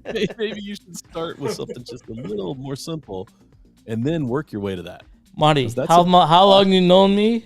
I know. That's what I said. Full bore. He know you. I'm pretty sure Raul said the same thing to me about that graphic that I wanted to put on that other car. Yeah, that but you was know, wild. so Danny, I already figured out how to do that graphic on that car, by the way, because I couldn't sleep after we talked. I actually laid down templates of how I would actually do that car, and actually, I'm doing that paint job on one of the white kits that I showed. So it's like my test process of because I'm cutting custom, because I have the plotter, right? So I'm gonna cut custom masks to do that paint job. So yeah, like I haven't forgotten. That's the problem with me. Is once it's in my head, I just can't let it go, and it bothers me. It's just like this weekend, Pete was doing the live streams in England, and he was like, "I wish I could do multi-cameras cheap." And I went out and I have ordered in a whole bunch of these spy cams. Because I'm interested to see if I can do a USB, Wi-Fi over USB with spy cams. So, and I'm not talking about big spy cams, I'm talking about little tiny ones. So, but these are things about me. It's like once I have something in my bit, like in my mouth, like I just try and do everything I can. It's like so I found an ingenious solution to recording slot cars without holding the camera, with tracking. But I'll let that come out when I'm done. Yeah, just make a wrap. I thought about this, Daryl. I actually did print a wrap for one of the cars. I am gonna wrap one of them. I'm just trying different things because I already wrap big cars anyway. Like our shop does it. So all our cars that we wrap are done with air channel graphics, so it's very easy to wrap cars. So I'm just gonna see if it translates to slot cars, to be honest, because if it does, then we can do crazy cool wraps. You could also do hydro dip if you want to do hydro dip. Yeah. With the slot cars. Thought about that too. I've seen you can do that with spray cans on water. Yeah. Yeah. So there's lots of guys, options. I got to call it. I got to get upstairs and cook dinner for Mama. The general is calling me. So Okay. I got to do what I'm told. No worries, Harry. Thank you so Thank much. you. Thank you for everything. This was a lot of fun. You guys do great stuff, man. Keep doing what you're doing. Don't stop. Yeah, no problems. Thanks a lot, Harry. See ya. All right, guys. See you later. Take care now. No problems.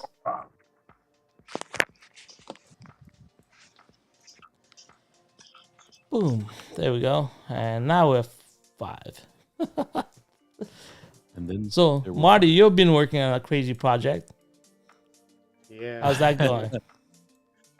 it's Scratch challenging. building, but other things. Yeah, I've been Yeah. scratch building. Yeah, it's going well. I think I will probably wrap it up tonight and do some tests and Yeah. see how well it goes. So yeah, it's all good. Maybe I'll make some content about it. Maybe I won't. It's I think it's something that would be fun to put out there, but again, it might step on some people's toes, and I'm not about that. But I think it would be fun, and I'm doing it in a way that I think would be very helpful for people. It's just wiring, but it gets complicated and it gets upside down in your head, and you go out there and you read the forums, and there's all kinds of information about. I'll just say it about building a digital to analog switch for your track, but when you start trying to figure it all out, there's a lot to get through. But when you finally get your head around it, it's relatively simple. So it's one of those projects that a lot of people are scared to jump into, and hopefully I'm creating something that makes it very simple for people. So sort of like what you guys are trying to do for scratch building cars. Maybe I'll go this route. Excellent. Marty, there's someone asking, are you going to get into scratch building? I think the answer is already known. It's a yes. Yeah, the answer is yes, man. I want to build that. Lindsay sent me that Lotus, so I want to build a chassis for that. But I definitely want to do something. You guys know my first car was a Ford Maverick, and I think that's going to be my build for the show car piece of this project. So, and it'll hopefully look 10 times better than my real Maverick that I owned when I was a kid, because it was pretty rough. That's good. That's good. Anybody else have any questions on the chat about anything we talked about? Good time to start firing away. If there's any more, because I haven't seen too many. Unless everybody's figured it out and we'll be building this year. Well, here's the thing, George. You might get surprised. Is there a cutoff to the number of cars that you'll accept? So if you look at the rules for the Nats, it's 2. He's allowing 2 cars. Oh, that's a lot. Okay. And then for the Showdown, it's always usually 1 modified, right, Dave, and one sportsman. Yeah, 1 of each modified and a sportsman usually is how we do it. And then, like this time, like you just said, Harry said, yeah, let him build 2, so you could end up with 40 cars. You guys saw those boxes, right? That's what entails. When you get stuff, it's a lot of work to pack everything, because you want to pack the car, securely. So it takes a lot of time. So that's just a behind the scenes thing, and then getting all the goodies together. That involves dealing with the vendors that give stuff, things like that, so that you can promote that. So, but it's a lot of work out of talking and all that. It's not just you just send your car and I race it. It's more to it. Right. Marty, there's Racked Up is asking, what's the difference in the Omni slot box and the tech box? Oh gosh. So more voltage. It's in its simplest form, the tech slot box or the axle box, axle slot box, which is out now by Alex Dawson, I believe is his name. And Joseph builds the tech slot box. You're chipping the lane, not the car. And then the Omni slot box is basically converting your track to an analog track at the flip of a switch. So that's in the basic terms, what the difference is. And you're allowed a lot of more voltage. Yeah. With the Omni slot box, because you could. So you have to use, I think it's 16. I can't remember if it's 16 gauge wire or 14 gauge actually. So you could power high powered motors that take a lot of amperes. So you're talking about like commercial track motors. That's right. What it does, and he shows examples of that. What that does. So, but I mean, if you don't want that, then you're probably better off getting an axle box. Though Jim did make a cheaper version of it because Yeah. it was, complaining about the cost. But you could always get an axle box if you're just going to run home motors, just home track slot car motors. You don't need all that juice. It's just like that power supply from Amazon. That's good enough. You don't need Right. like 15 car batteries and anything like that elaborate. It's just small motors Yeah. that take very little. Clearwater has the new box that Jim built, the cheaper box. He seems pretty happy with it, so which is cool. Yeah, Jim listened. People were complaining about the cost, so he built a cheaper model. Daryl says he's going to ship George 20 cars and he has to pick the best of the worst. Will the tech slot box run 18 volt? It should be able to because the chips is what for 18. It's a 24. 124 digital chip. Yeah, 124 digital chips. Depends on what chip they put in there. I think it'll take 19 volts. They're pretty robust, those chips. Yeah. I've I managed to fry a couple of them, but that's water under the bridge. But they are pretty robust. Yeah, they'll handle up to 19 volts, which you're probably not running anything on your track higher than that. Marty, these questions are coming in. Marty, are you attempting to build your own? I just So you remember Christmas Vacation when you turned the lights on? If you see that happen in Ohio or like the guy will be hitting the emergency nuclear switch. Marty from digital to analog. The short answer is I'm building a switch to flip from. I got a new analog controller and I didn't have a way to try it, so I had to figure out a way to try it. I spent all my money on my controller. I didn't have the money to spend on an Omni slot box. Let's talk about your controller, Marty. Have you tried it out? Man. The DD302 DeFalco. It's fantastic. Yeah. Not gonna lie, I love it. Traction control is the berries. It really just takes the edge off coming out of a turn. That I'm really impressed. Jim DeFalco, well done, man. I really like it. I got a DeFalco too. It works great. Yeah, it does. I have the simpler one, Marty. I have a DeFalco, but it's the simpler one. It's the 2-knob one. I don't know. Yep. I don't know the numbers. I went over to Ernie's and it's like, listen, you want the cheaper controller or you want the more expensive one? So he showed me a Professor Motor one and showed me this clear with purple. I'm like, I'll take that one. He's like, okay, perfect. That's all I know. At that time, I was so new. Yeah. So it's a good controller. Either one. It doesn't matter which one you got. They're all good. Yeah. Gary's asking something. What he's asking: can you build a 4-lane track and would on these slot box work? Yes. I think he doesn't say unique. Well, I mean, yeah, I guess it would, but I mean, if you want a 4-lane analog, I would say yeah, but if you want a 4-lane digital, I really don't see a 4-lane digital. I'm just not a fan of that. Maybe other people may, but that's a little bit too much.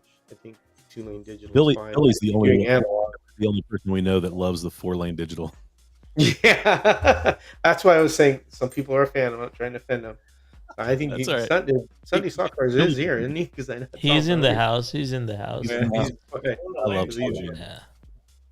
So, but he's a big fan of 4-lane, and I've never raced on a 4-lane digital, so I think it might be a lot of fun. But yeah, I think you're right. It's good when you have a large track, like if you have like a lot of room, and you got to have the lane gates too, because otherwise you can be macking into a lot of stuff. So lane gates, I would highly recommend if you do 4-lane digital. I used lane gates here one time with my grandkids, but I think that took the fun out of it because they like crashing. So I removed it, and that one section right there, I mean, just give them some tough cars and let them, just like your friends in that video. You use the Scale Electric. I forgot they were called. They were like extra hard cars for high impacts. They had a name for them. but you're using those, and that's great right there. They were having fun. Yeah, De Leon, I already do this. Thank you, though. Yeah, it's the best way to test paint. Plastic spoons. Yeah, amazing. That's what yeah. Yeah, Dusty has a tech slot box for sale. He does.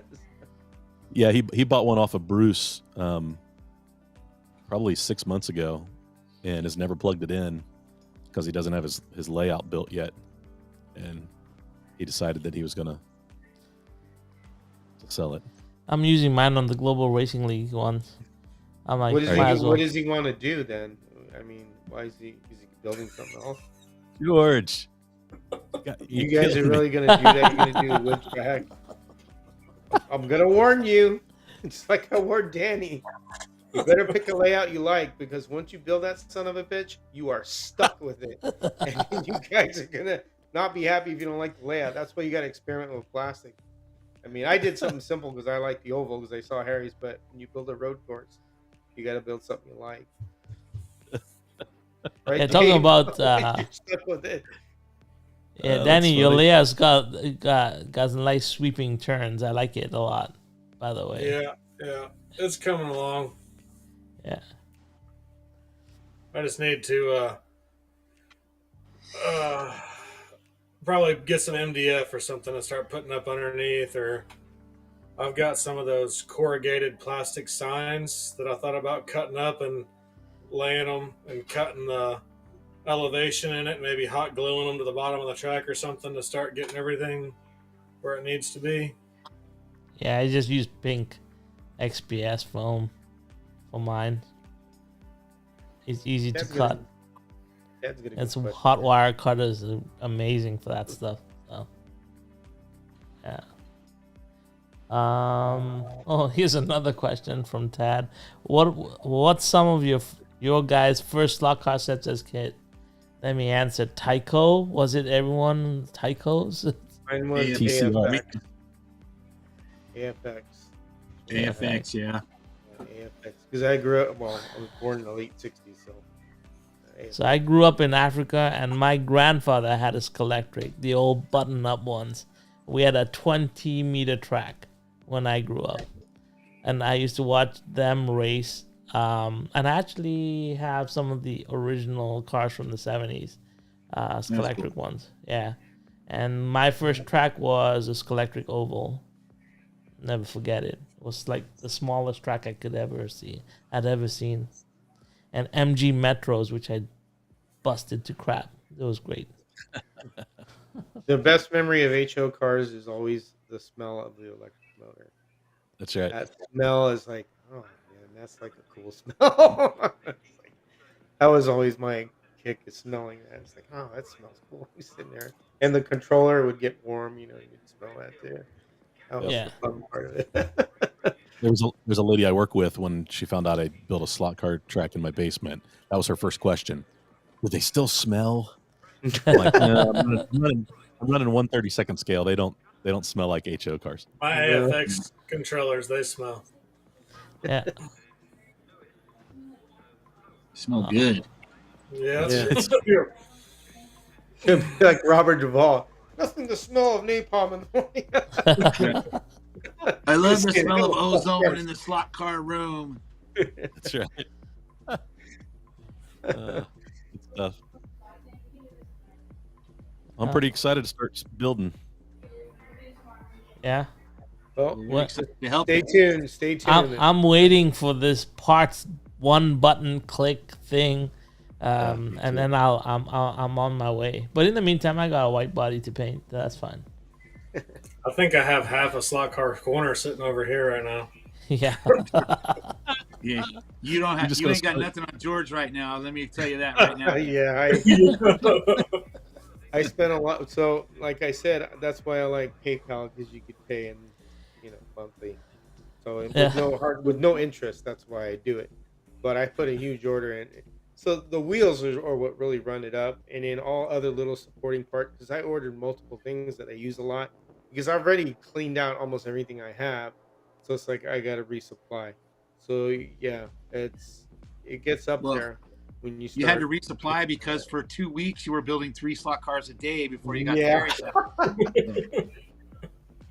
Yes, I got a lot of stuff. And then I went and got brass today at a local RC place, which is really huge. I had never been there, and it's only like 15 minutes away from here. That place is humongous, and they actually had Carrera slot cars there in different scales. I was kind of surprised. You don't see that. But it's a full-blown RC shop, and they had a ton of models. They had Gundam stuff. They had paints. I mean, then they had a shop, so if you brought your RC car and they could work on it for you. It was a full-blown place. I was pretty surprised, especially being this close to me. Did you clean them out of all their, K&S stock? Yeah, I got a lot of stuff. They didn't have a lot of things, and I asked them. So the next time you walk in, they're going to be like, nope, we don't have any more over here. That's my stuff. They had Plastistrut, which was cool, and I was kind of surprised at that. So they were very well stocked with things that I could use, and glues too. I bought 2 of the Bob Smith glues. So yeah, here's Clearwater. Danny, Clearwater still wants to know if you're going to build over the hood of your car. Oh, I had thought about it, but I think I'll just go with what I got for now. You mean on that truck you're doing? No, he was talking about when I pull my car into the garage, so to have the track come up over the hood of my car so I can still park the car in there, so I can have extra track. Until it scratches your hood, then you're not gonna be happy. But anyway, I have nothing near my GTO that would. A lift system goes up to the ceiling, pull underneath. I have really, really been thinking about that. So my original plan was 8 by 16 foot, and then have it pulleys, and then have it raise up to the ceiling. I just haven't got that far. It just called Boone. Boone's done it. Boone's got it. like it's nuts. So Steve, question. Does anyone have experience with the Overdrive RSM4? I do. I love it. It's amazing. Tire Truer. Nothing bad to say about it. It's built like a tank. It's like solid. Aluminum. Should be. Yeah, it's solid. Full-blown aluminum. And I just showed off the reciprocator that Greg Gobb produces as well, so it's good. But there's also the CG slot car one that does the job too. If you don't I mean, depends on where you are. There's also Swift 16s, Tire Truer as well from UK. So there's so many Tire Truers right now. There was a time when we couldn't get a Tire Truer. Do you remember that? There was a time when you couldn't find a Tire Truer to save your life. Now you got like you're spoiled for choice. So that's why Harry never put that on there. He was really adamant at putting his Tire Truer on video because the question would be asked, "Hey, where did I get that?" He didn't have a source, so he wouldn't do it. And sometimes I wouldn't do it either because I'd be like, "I can't show this. What are they going to say? Can't get one." Let's see. Questions? Oh, yeah. Danny wanted the longest straight, but Danny's got the new Nissan GTR that he's messing around with. I saw it today. I watched that video, Danny. Yeah, I took it straight out of the box and put it on the track. The interior was all loose, and so I need to take the thing apart and tighten everything up and put the spoiler on it and whatever. But I think it's something on that model because I bought the white one as well. Like the first, so I bought the red one was fine, and then when I bought the white and blue version livery of it, the interior was loose as well. Yeah. Let's see. Thank you. What's this? Sorry, I got served a beverage. Excellent. Wish my wife would bring me a drink. Car count, Raul, 0. Eves, 0. I have 0 cars now. No, just kidding. Don't ask. I don't know. I haven't counted. Plus, I haven't been buying cars, to be honest. I've been buying MDF, okay? I'm covered in MDF. Probably better off not counting. Yeah. Yeah. Yeah, there you go, Danny. Curvy Road did a lift in his garage. He's got electric motor for a quad and put 110 plug from Harbor Freight. But Boone's done it too. Boone has one. Boone's track is on a winch. There's a bunch of people Maybe. that have it. Maybe I need to look into it more. I don't know. Like, I mean, I feel like where my track's at. I mean, I did put wheels on it, so it's easier to move. The only thing is I have to crawl underneath the table to lift the wheels up and put them back down. So You just need a bigger house. Yeah. Not a bigger house. I went from like 1,400 square foot to 2,600 square foot. So like, Oh, you need a slot car house, dude. Why don't you Like, leave the wheels on Mark Thomas's place where I did the video? All those tracks are on wheels. You can move them around. His place is fantastic. The HO track is really cool that he has the Max tracks, and you saw the collection of cars. So I mean, you can put it on wheels. Just so leave the them on wheels, and move them around. the wheels have like a lever, so you can push it and the wheels pop down, and then you can flick it up, and then the wheels come up. So then it's sitting back on the feet. So that way it's more sturdy. I mean, I could add some supports and stuff, and I'm sure it would be fine. But I don't know. I just thought that the wheels being able to move up and down put it back stable again. That's a good idea. I think you're fine, Danny. I don't know, like, a track's never big enough, right, Marty? How many times you extended your track? 3. Yeah, exactly. But it took you, how long did it take to get you to the point where you were happy with the layout? That's the big important question. How long did It was this layout happened at the end of February, 1st of March, and it's probably not going to get changed for a while. We actually love this layout. But you're right. It took a year to get to this layout. See, I like my layout. I just wish that it was spread out a little bit long, more. Like I had that 16 foot instead of the 12 foot. So I mean, it's not a huge thing, but I mean, I just feel like I don't know. Maybe I don't need it. Maybe it's just up in here. Yeah, I have now a 28 footer, but the truth is, I never made it a complicated 28 footer. It's a very simple track when you look at it.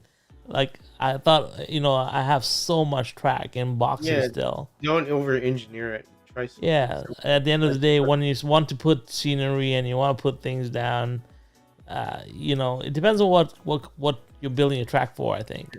So for myself, it's all about videography, right? It's all about those nice swooping lines, seeing double layers of track. Like, there's so much to do with that. Having this, like for myself, having this deep recess in the middle where I can put smoke in, like heavy fog. Like, those are the things that I wanted, right? So I think it all comes down to what you're looking for. I have no good line of sight. That's one thing. So if somebody was saying, "Oh, this is a racetrack," no, it's not. You can race on it, like my friends did, and have fun on it, but it's not like a racetrack where I could say, like, it's not like Marty's, where it's all about speed and control and all that. Mine is built for a completely different purpose. So it really comes down to what the purpose of your track is, right, Danny? So, like, if it's all about car control, then you build it all twisty and turny and figure out how a car handles, right? If you want speed, then you change the layout so it's all about speed, right? Well, I just wanted that one long straight, that you could get good speed on, and then the rest of it was technical. So what's your longest straight right now? Do what? What's your longest straight right now? I'm not sure. I mean, it's almost the whole length of the 12 foot. So yeah, I've got that one long, I think it's 330 with 2 straights in the middle of it.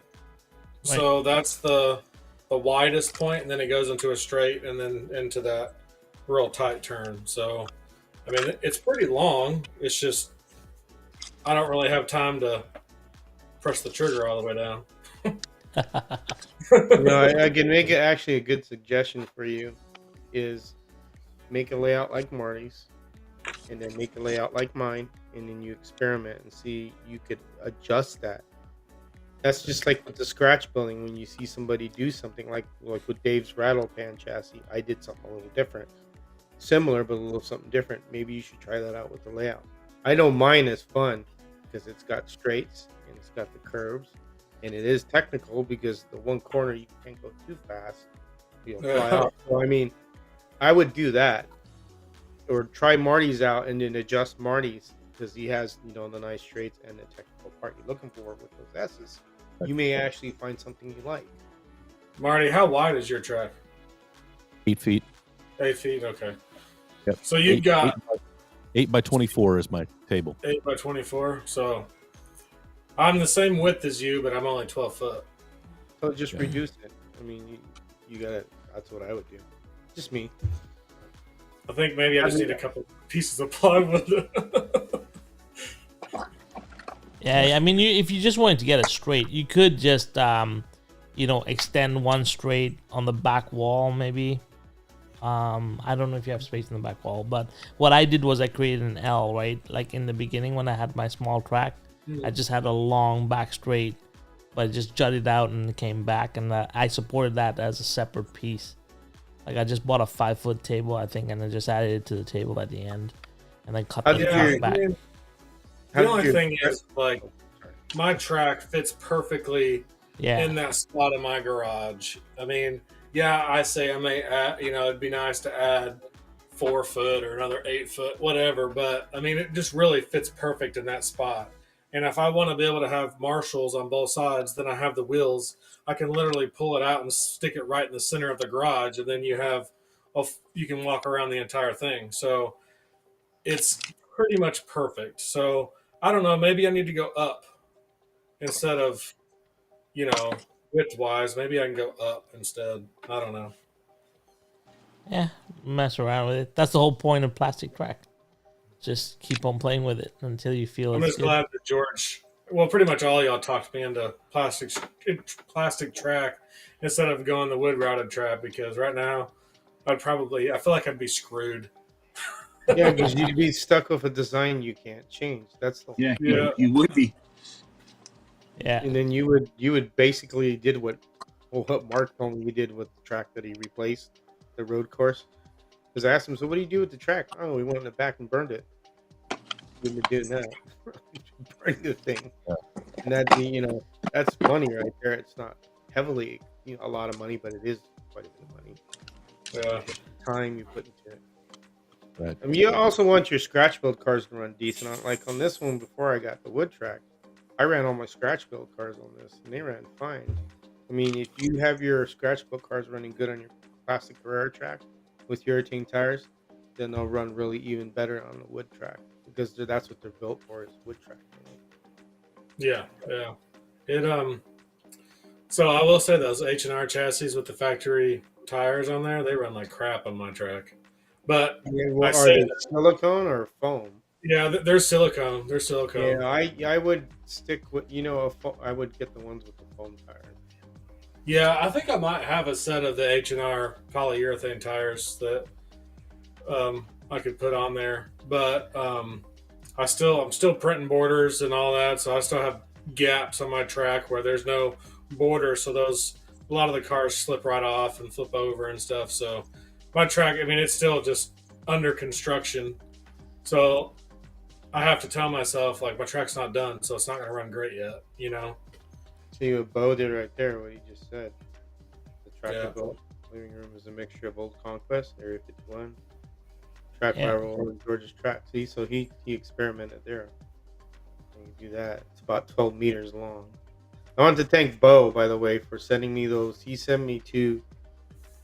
They're like razor edges. They're really nice. Thank you very much. And he really went through a lot to send them here. And I told him he didn't have to do it, but he did it anyway.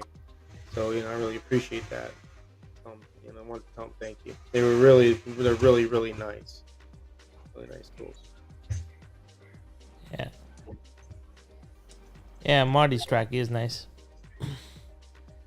Dave you had a cool wood track. The one you had, that was a really cool layout. Yeah, I missed my track.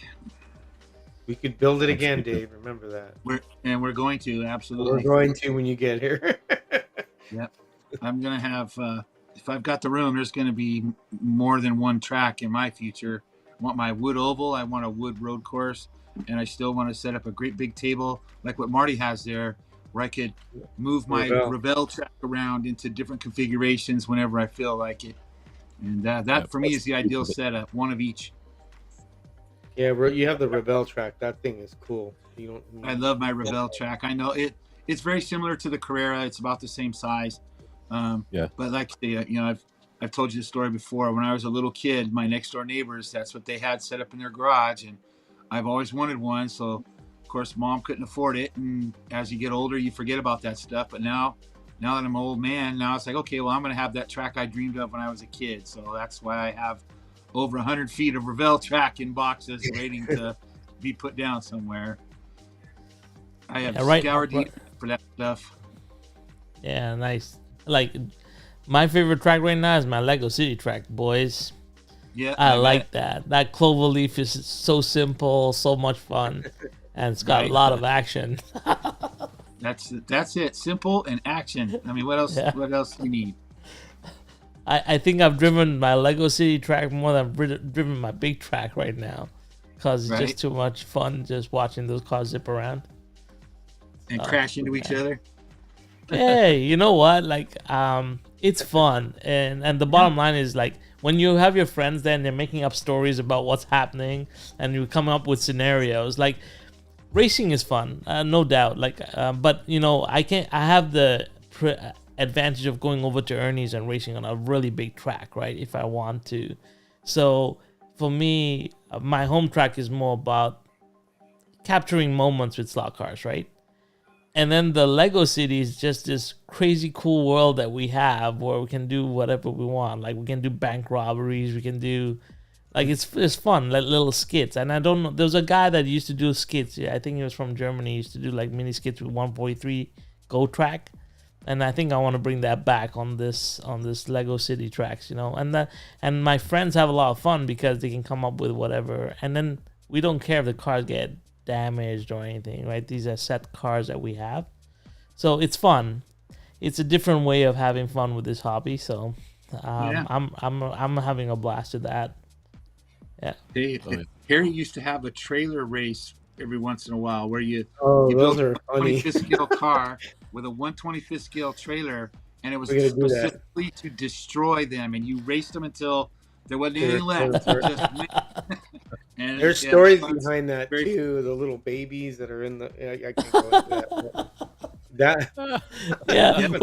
We're setting one of those up, George. It's going to be hilarious. We have what mine would be, and I'd really go at it with doing that, which I'm just saying, like, the end of my next video says a lot of Lego people were hurt in the making of this video. So right. Hey, sometimes it's fun to do that kind of stuff. If you know ahead of time when you go in there that you're going to just bash them up derby, then go for it. There's nothing wrong with it at all. Yeah, for sure. I mean, nobody wants to see their brand new Thunder slots being destroyed out on the track. We don't want that. But yeah, exactly. That's why I love those collector cars, the ones that you guys saw me racing the track. Those are built for beating. Like, they're built to take a beating. So it's fun. But anyway, guys, I think we're gonna wrap it up here. There you go, Marty. Yep, that's what these are for. Yeah, they're amazing. Like, they're great. You just put them on the track and go nuts. Who cares? And it has about 300 grams of magnet downforce. Yeah, they're even better. 300 grams. Holy smoke!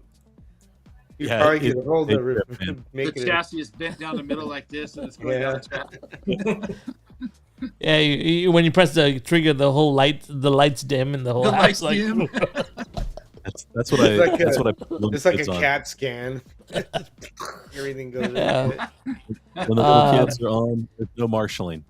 Gary has a question for you, Shotgun. Shotgun Dave, what cars came with the Revving track? 3 friends of mine have Revving tracks, and one of the guys still has his.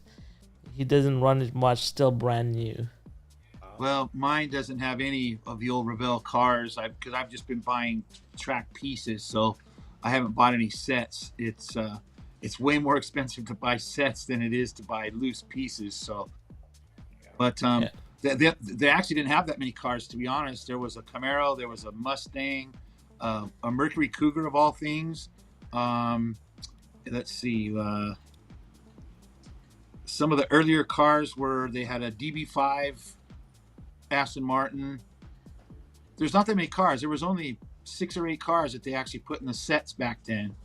And of course, no magnetic downforce. They were pretty crude as far as slot cars go to, this time of the, but they were still fun. They still went. Yeah. De Leon says there's a point when a track gets too big, you can't see the cars in the turns anymore. Like I said, depends on what you're building. Like my track, if you stand on the front straight, you can't see the 2 turns. Like you take the squeeze turn blind. So if you don't know it's there, you're going off. There's lots of line of sight issues on my track. But once again, when I built my track, it was meant to be for videography. It was never meant to race. And yeah, it was to get timings. But like, what does timing on my track mean to anyone? Like I said, it's just a way for me to keep track of my own time. But but videography is great. The lines are amazing. Yeah, so anyway, I think we've had a good discussion. It's been about 2 hours. And I want to thank everyone that was on this call. Harry, for taking the time to come out and talk to us. George, as usual, welcome back, bud. Shotgun Dave, always welcome, man. Anytime. Danny's part of the crew now, so Danny's just part of. But Danny, Marty, everyone that's been on here, all the guys in the chat, you guys are amazing. Thank you so much. We've had a great evening. I think it was a great discussion. Get scratch building, everyone. Submit everything to Harry. Shotgun Dave, George are all here. Danny's all here to help you guys if you have any questions. If you have questions on gear, I'm your guy. If you have questions on how to wire up everything and make things a little bit faster, go Marty, okay? Don't come to me. I know nothing. If you want to see around blind corners, I'm coming up with a solution for that, though. So I'll release that on my next tech review, okay? I have some crazy cool ideas coming up, but yeah. Anyway, have fun, guys. Thank you all for tonight. Tomorrow night is Marty's live stream. Don't forget that. George, are you bringing back your custom scratch building live stream? Yeah, we'll probably do it this Sunday. What do you think, Dave? There you go. We heard it first right here. So George and Dave will be back on Sunday for their live stream. So yeah, there's lots of content, like amazing content. Remember to go watch Pete's coverage. Pete did a fabulous job this weekend. It was crazy to see 6-lane digital 6-hour racing with tracks melting in the middle and everything. So if you guys haven't watched that, go check that out. It's pretty cool. It's amazing. And everyone else, take care, guys. Thanks a lot, and we'll see you later. Night, everybody. Bye. Night.